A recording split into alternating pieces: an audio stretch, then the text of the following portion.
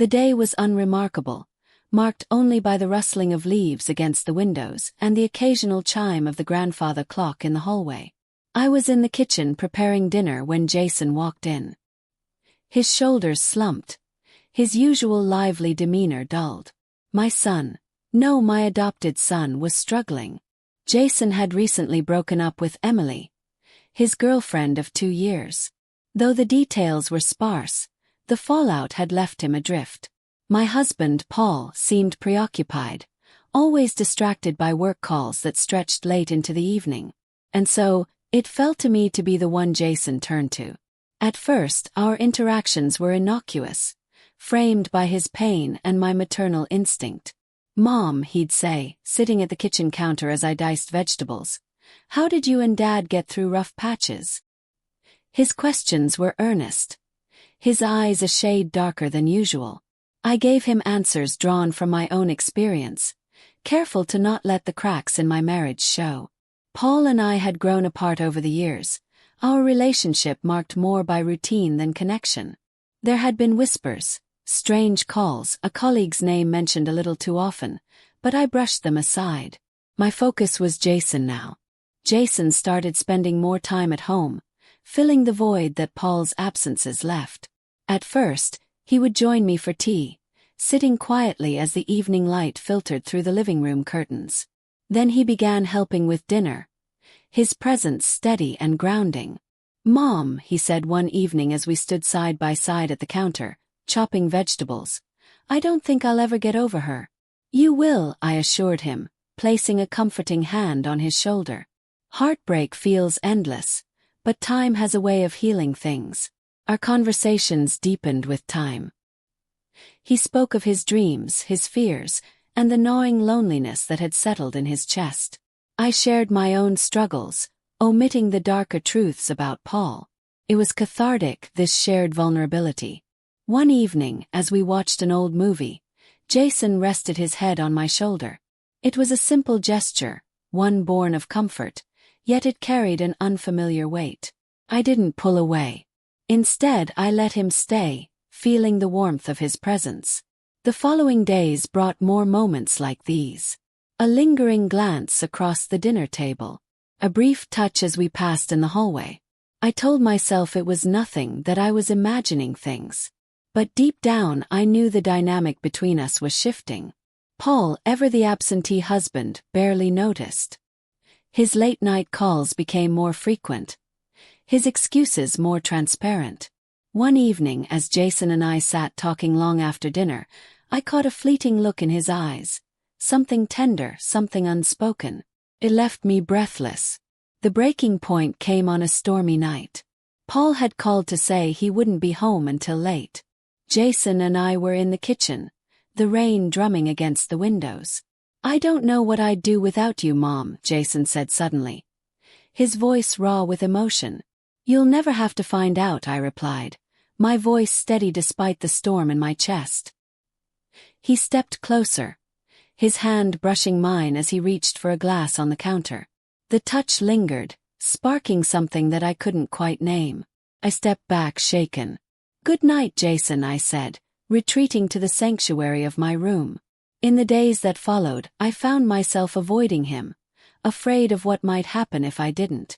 Yet, the space between us only seemed to amplify the unspoken tension. Paul's continued absence left the house feeling hollow, the only warmth coming from the moments Jason and I shared. One evening, as I sat on the porch watching the sun dip below the horizon, Jason joined me. He didn't speak at first, simply sat beside me, the silence between us heavy. "Mom," he began, his voice barely above a whisper, "I need to tell you something." I turned to him, my heart pounding. "Jason." He reached for my hand, his touch gentle but firm. "I've never felt this close to anyone before," he admitted, his eyes searching mine. "Not even Emily." I pulled my hand away, my mind a whirlwind of confusion and guilt. "This isn't right," I said, though my voice betrayed my uncertainty. "I'm your mother. You're the only one who's ever really understood me," he countered, his voice filled with a quiet desperation. I stood, the weight of his words too much to bear. "We can't do this, Jason," I said firmly. "Good night." That night, I lay awake, grappling with the complexity of our relationship. Jason wasn't my biological son, but I had raised him, loved him as my own. The lines between us had blurred, but I couldn't let them dissolve entirely. In the morning, I resolved to set boundaries. Paul's absence had created a void, one that Jason and I had filled in ways neither of us had anticipated. But I couldn't let our bond drift into something it shouldn't be. As I prepared breakfast, Jason entered the kitchen, his expression tentative. I met his gaze, my heart heavy with unspoken words. "We need to talk," I said, and as the conversation began, I felt a sense of clarity. This was a turning point, not just for us but for the fractured family we had become. After our conversation that morning, I thought I had drawn a clear line between Jason and me, but life has a way of ignoring such boundaries. Jason's demeanor didn't change. If anything, he became more attentive, more present. He seemed to understand my internal struggle, and yet he didn't retreat. His words, his gestures, they grew softer, more intimate. "You're incredible, Mom," he would say, his voice warm and low as I worked on dinner. "I don't know how you do it all." I dismissed the compliments at first, laughing them off as nothing more than gratitude. But the way his eyes lingered on me, the way his voice softened when he spoke, these things made my breath catch. It was a warm summer evening when he first gave me one of his playful air kisses. Paul had left again, this time on an overnight business trip, though I didn't even bother asking the specifics anymore. Jason and I were alone, sharing a simple dinner on the back porch. Fireflies danced in the garden, their gentle glow adding to the hushed intimacy of the moment. "You have a way of making the simplest meals feel special," Jason said, leaning back in his chair with a smile. "You're like magic." I shook my head, laughing softly. "I think you've just forgotten how to cook for yourself. College does that to you." He leaned forward, his smile growing mischievous. "If that's true, I'm never leaving. I'd starve without you." There was a pause, a brief stillness in which the world seemed to shrink down to just the two of us. Then, with a teasing grin, Jason puckered his lips and blew me an air kiss. I froze for a moment, caught off guard by the unexpected gesture. It was harmless, playful, but it carried a weight that neither of us acknowledged. "You're ridiculous," I said, waving him off, but I couldn't hide the flush rising in my cheeks. Over the following days, his compliments became more frequent, each one feeling like a gentle push against the walls I had built. He noticed things no one else did. How I styled my hair differently that morning, the color of my dress, the way I hummed when I cooked. "You look beautiful today," he said one evening as I walked into the living room. I stopped mid-step, my breath hitching at his words. "Jason," I began, but he interrupted me with a casual wave of his hand. "I mean it," he said earnestly. "You always look beautiful, but today, you're glowing." I turned away, pretending to busy myself with straightening the cushions on the couch. My heart raced, my mind a jumble of emotions. I wasn't used to this, being seen, truly seen, in a way that Paul hadn't done in years. It scared me, but it also stirred something deep within me. One rainy afternoon, as the soft patter of water drummed against the windows, Jason joined me in the kitchen. I was baking, a rare indulgence that reminded me of simpler times when Paul and I were happy, and Jason was just a boy. "What are you making?" he asked, leaning against the counter, his gaze fixed on me. "Cookies," I replied without looking up. "Your favorite." "See," he said with a grin. "Magic. How do you always know exactly what I need?" I laughed, trying to keep the mood light, but when I turned to hand him a spoon to taste the batter, our fingers brushed. It was a fleeting touch, but it sent a spark through me. Jason's eyes locked onto mine, and for a moment, the world seemed to stand still. "You're too good to me," he said softly, his voice barely above a whisper. I pulled my hand back, breaking the moment. "It's what mothers do," I said, forcing a smile. But even as I turned away, I could feel his gaze on me, warm and unwavering. That night, the tension between us reached a new height. Paul had called to say he'd be staying out late again. I wasn't surprised. Jason and I ended up on the couch, a movie playing in the background that neither of us was paying attention to. "Thank you," Jason said suddenly, breaking the comfortable silence. "For what?" I asked, turning to look at him. "For being you," he said simply. "For always being here for me." I felt a lump form in my throat, his words hitting me harder than I expected. "You don't have to thank me for that, Jason. It's what family does." He shook his head, a small, wistful smile playing on his lips. "Not everyone would. Not the way you do."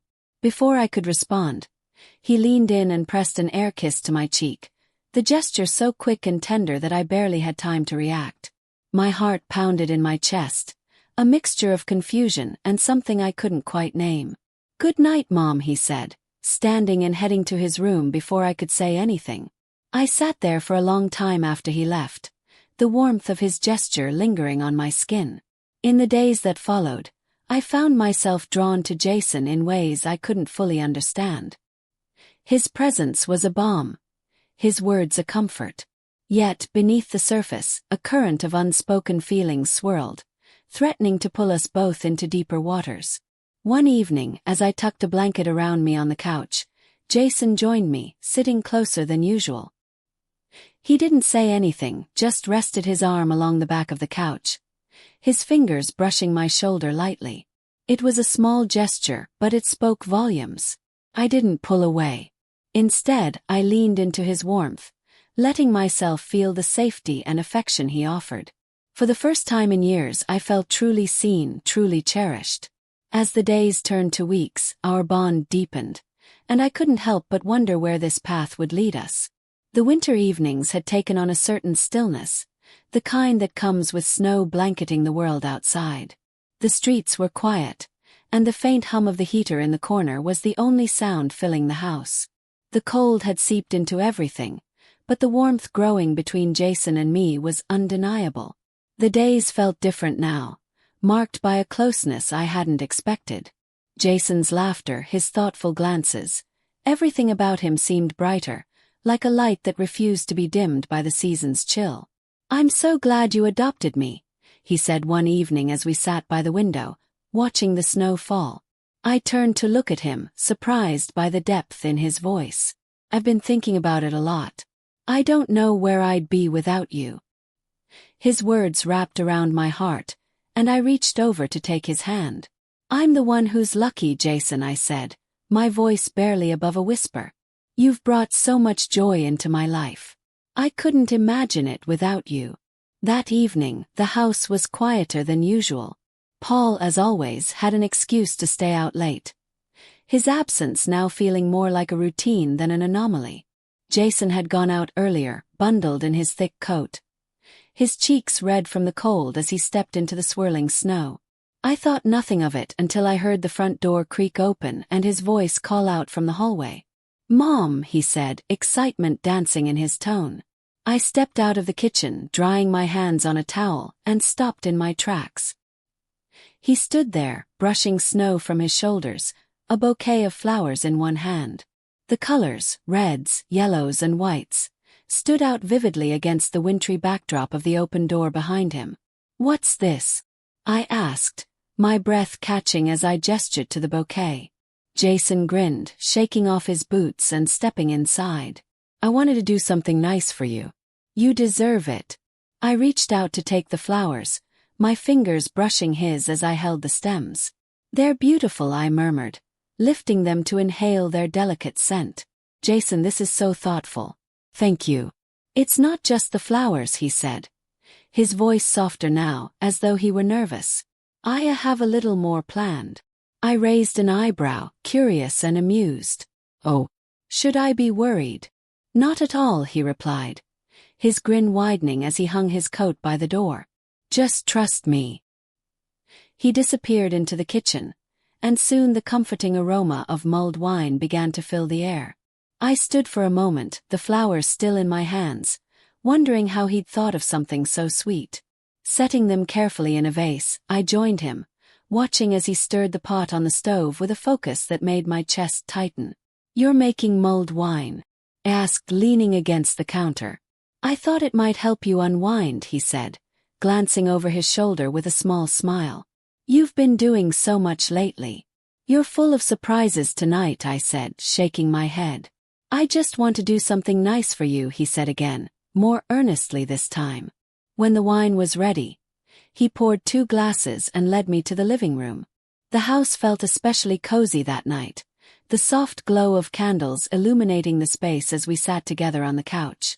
Outside, snowflakes swirled under the streetlights, their delicate patterns vanishing as they touched the ground.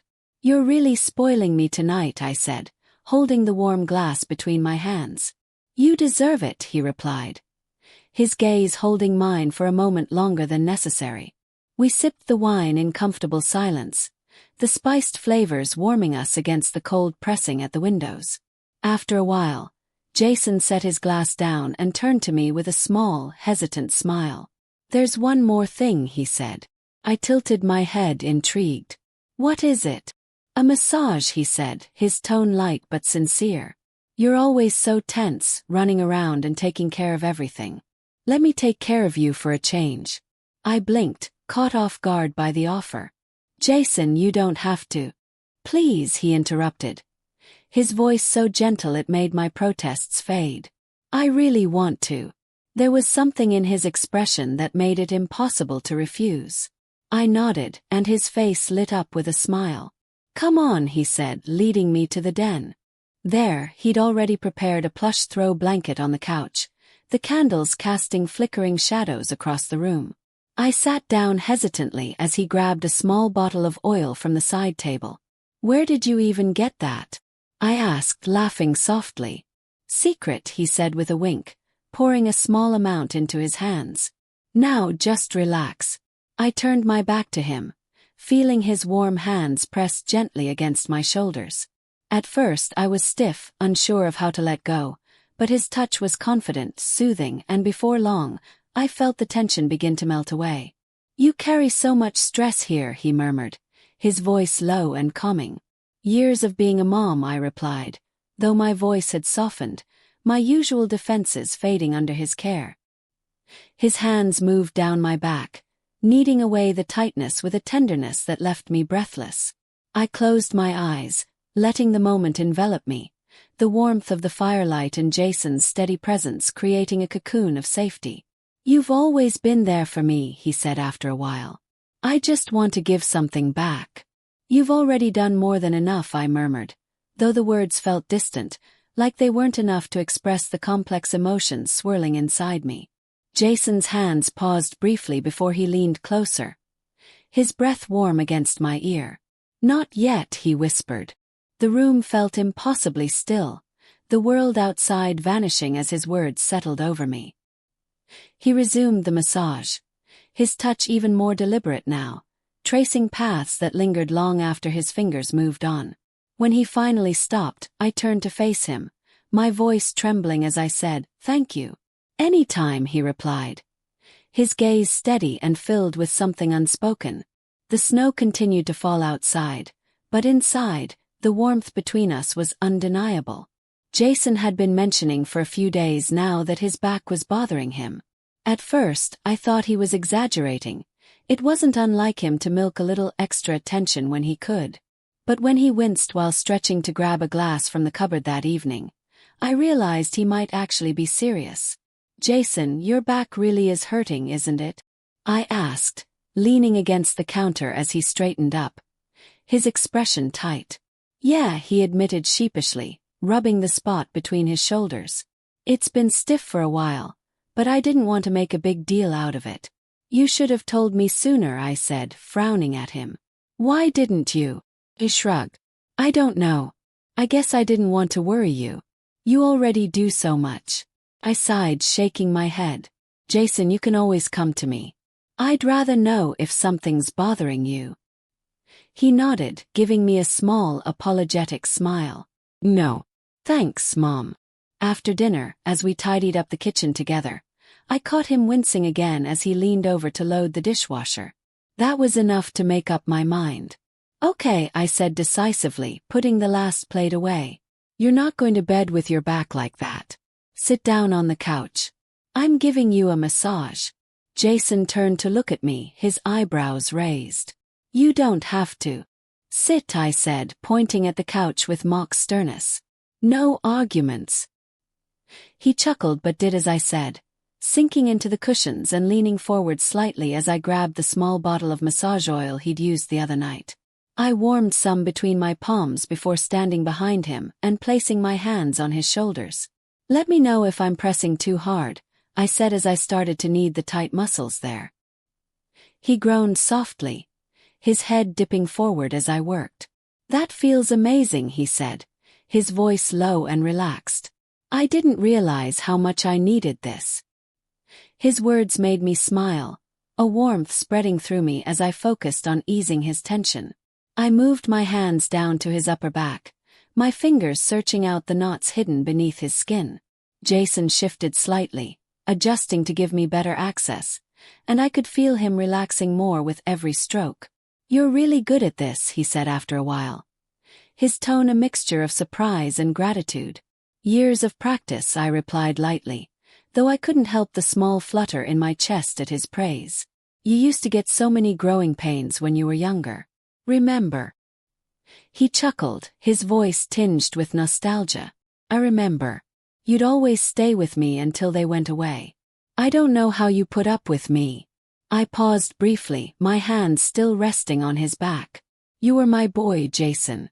You still are. He tilted his head to glance back at me, his expression soft. I'm lucky to have you, he said simply, the sincerity in his voice leaving me momentarily speechless. I swallowed the lump in my throat and continued the massage, my movements slower now, more deliberate. Jason let out another contented sigh, leaning back slightly as the tension in his muscles melted away.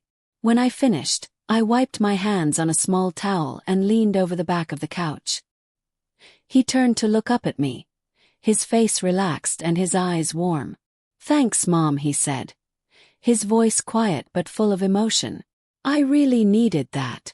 Without thinking, I leaned down and pressed a kiss to his cheek. The gesture was instinctive, born out of affection and a desire to comfort him. Jason stilled, his breath catching ever so slightly. I pulled back, suddenly aware of how close we were. His eyes met mine, and for a moment, neither of us said anything. The space between us felt charged, the silence heavy with unspoken emotions.